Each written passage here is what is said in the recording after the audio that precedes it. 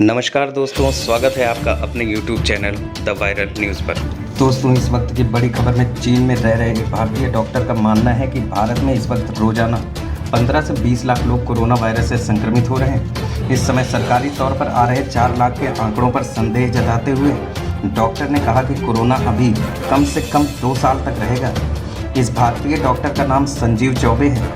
वे surgery में परास्नातक हैं और मौजूदा समय में चीन के सेंट माइकल अस्पताल में काम करते हैं। चीन में कोरोना के प्रचार प्रसार से लेकर उसके नियंत्रण तक का सारा मंजर उन्होंने देख रखा है। खुद चीनी मरीजों को बचाया है और ये भी निकट से देखा है कि चीन ने कोविड को कैसे मैनेज किया। एक भारतीय चैनल से बातचीत में डॉक्टर चौबे से जब पूछा गया कि क्या उन्हें दैनिक संक्रमण के फिगर 4 लाख तक जाने का अनुमान था, जिसके जवाब में उन्होंने सीधे कहा कि ये फिगर ही गलत है। असली संख्या तो 15 लाख से लेकर 20 लाख तक हो सकती है।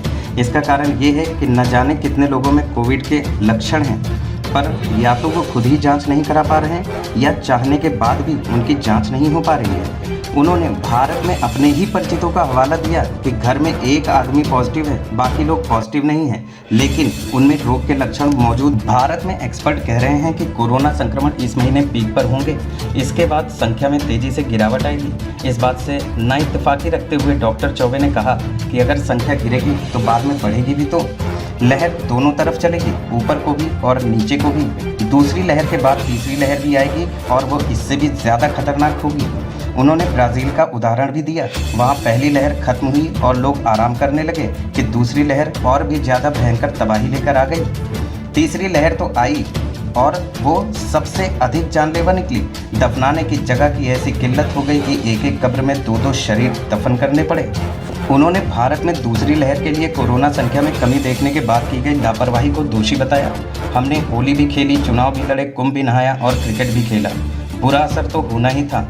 उन्होंने ग्रामीण क्षेत्रों में फैल रहे कोविड को लेकर चिंता जताई, क्योंकि गाँव में शहरों के मुकाबले चिकित्सा ढांचा सही ही नहीं है। डॉक्टर चौबे ने कहा कि भारत में कोरोना तभी खत्म होगा जब देश में इसके खिलाफ हर्ड इम्यूनिटी विकसित हो जाएगी। ये 2 ही तरीके से हो सकती है, एक तो वैक्सीनेशन और दूसरा लोगों के संक्रमित होकर बीमार पड़ने से।